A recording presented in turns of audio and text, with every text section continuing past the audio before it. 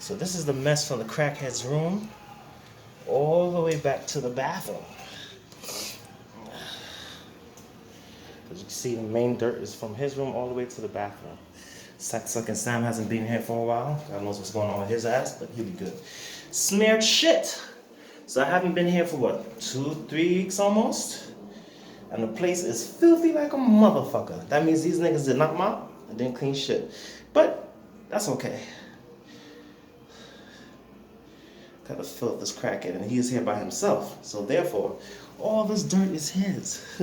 Every drop of that shit. He have nerve come smile with me. His doors is filthy like a motherfucker. This is dirty crackhead.